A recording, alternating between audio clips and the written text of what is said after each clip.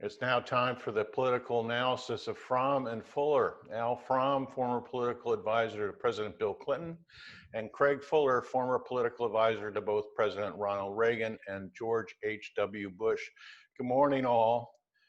As you both know, President Trump has not conceded the election, nor has he allowed his administration to cooperate with the Biden transition team, including the president-elect not receiving official national security briefings.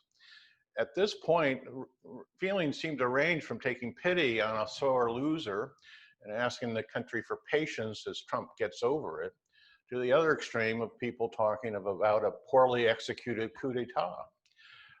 The latter citing the failure of top officials, possible military action against Iran, the opening of Alaska's Arctic National Wildlife Refuge for extraction purposes, and attempting to convert electoral college delegates to vote for Trump rather than their state's popular vote outcomes.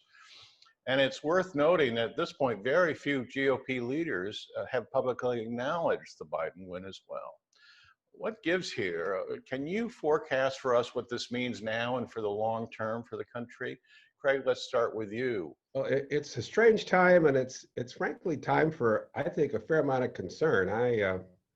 I started my college days as a psychology major and moved to political science, and I think you need both to sort this out. I was actually reflecting this morning with on the Masters, and you know, if at the end of the Masters tournament in Augusta, in spite of what was on the board, Tiger Woods was to announce he'd won and goes into a hotel room and hangs out, people would think there's something seriously wrong. And it's a little bit of what we have today. You know, President Trump appears to be in total denial of a reality that the rest of the world has seen. You know, it would be sad if he was in the Augusta tournament, but it's quite serious, I think, given where we are. And furthermore, you have people that are enabling this behavior by failing to really confront him with the reality. So I am worried. I think one thing that has to happen is Republicans, frankly, need to lay down some markers that this ends. Certainly, it ends when the electors have voted. But he has to know that he'll have no support at some point in time. Otherwise, I don't know what changes this behavior. And if he behaves poorly, personally, in terms of the exchange of power, that's one thing. You know, we'll live with that. But you're now putting people at risk because this transition is not functioning the way it should. Any delay in the vaccine for a week or 10 days or 2 weeks because the transition teams couldn't work together on the handoff, cost people's lives. And on a national security foreign affairs front, pretty much every president in our recent history has been tested early in his administration. And if President-elect Biden is denied the opportunity to fully understand some of the national security issues, that would be a tragedy. And frankly, I think some of the Republican leaders should set a date by which they will announce that they believe President-elect Biden is in fact president-elect, and then mail a copy of the 25th Amendment to 1600 Pennsylvania Avenue and wake these people up, because being unable to perform is actually grounds for removal, and we're getting pretty close in my view. Sorry to be so serious early this morning. Al, do you share those same concerns? Yes, I do. I mean, this action by the president is absolutely despicable. And you think about the team that he's really relying on, it's, I mean, I think lost it. Steve Bannon, who just got banned from Twitter because he wanted to behead Anthony Fauci, and they're the people who are advising him. They're running around like lunatics with the president, doing damage every day, literally, as Craig said, killing people, and undermining democracy, undermining the opportunity of the next administration to get a good start in dealing with the problems, and all aided and abetted by the Republican leadership. I mean, that is the most stunning thing of all. And when you have Republicans like the Secretary of State of Georgia who stands up, Lindsey Graham, the head of the Judiciary Committee, who should be kicked out of the Senate for his activities, calls him and suggests that maybe he ought to not allow legal ballots. So this is something, I mean, you can't make it up. I mean, if there was ever any question whether Trump cared about the country, we know now that he's answered it. He cares nothing about the country. People are dying and starving every day. I watched last night miles of lines for food banks in Dallas because of people who are unemployed because of this pandemic. And he's hiding in his bunker in the White House, spewing out these terrible false tweets that Twitter has to mark every time. Well, I think of the time of the stewing is over. You know, it'd be one thing if this were a close election and he wanted to challenge it, or if he won the popular vote and there was some dispute in the Electoral College. But this isn't close. He's losing it by he's going to lose it by over 6 million votes. The 306 electoral votes that Biden has is exactly the number Trump had in 2016 when Trump called it a landslide. He's lost the legal challenges everywhere because he can't prove fraud. So now, if you believe the Washington Post, the new strategy is to try to disrupt and delay certification of the elections in the states and get legislatures to appoint pro-Trump electors to the Electoral College. I mean, that's downright theft. I mean, it's unbelievable.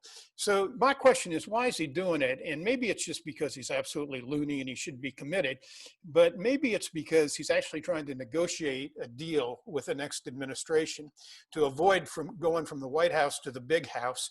And by the big house, I do not mean the football stadium in Ann Arbor. Al, I'd like to stay with you. When all is said and done, many analysts have suggested that the GOP had a pretty good election if you take away the loss of Donald Trump. While Georgia is still not resolved, the Republicans can still say they did very well with Senate seats, including North and South Carolina. And it seemed that no candidate lacked the money to make their case to the people in these examples. So to paraphrase Jack Parr about his baseline about whom his daughter could bring home, did the progressive movement scare the family dog? Was it too far a bridge for most Americans to cross with demands like defund the police and similar bold policy changes? Excuse me, maybe a little bit, but look, this election showed the country was divided. I mean, the Democrats swept to the presidency. Republicans gained some seats in the House. They made it close in the Senate. I mean, they lost one seat, but they should have lost more, or at least people thought they would in the Senate. But they did really well in state legislatures, which is important because that's going to be, you know, they're going to do the redistricting. And I know a lot of Democrats were very disappointed by the Senate. And we'll get into in a second why that happened. But, you know, there's also a pattern, and that is every Senate seat in the last two elections, except for Maine this year, has gone the way of the presidential election in that state. In other words, in Trump states, Republicans won, and in this case, in Biden and in 16 Clinton states, Democrats won. And, you know, actually, the country is so divided. It's divided, as Craig said, regionally, but it's divided by party. 94% of the Democrats voted for Biden, 94% Republicans voted for Trump. What Craig said is right. I can go through chapter and verse, but I won't because it'll take too long. But Trump really got his vote out. You know, in a year that white vote was down 4%, non-college educated white men were up 2%.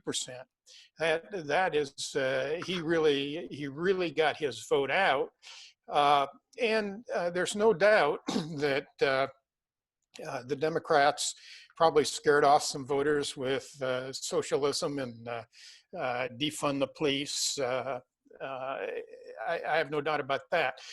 But Republicans ought to be worried about a couple of the trends. You know, with the Senate eventually following the presidential vote, they ought to be worried about what happened in Colorado and Arizona because going into 2016 anyway, Colorado was viewed as a purple state. Now it voted overwhelmingly this time because of demographic change for Biden, and Democrats gained a Senate seat there.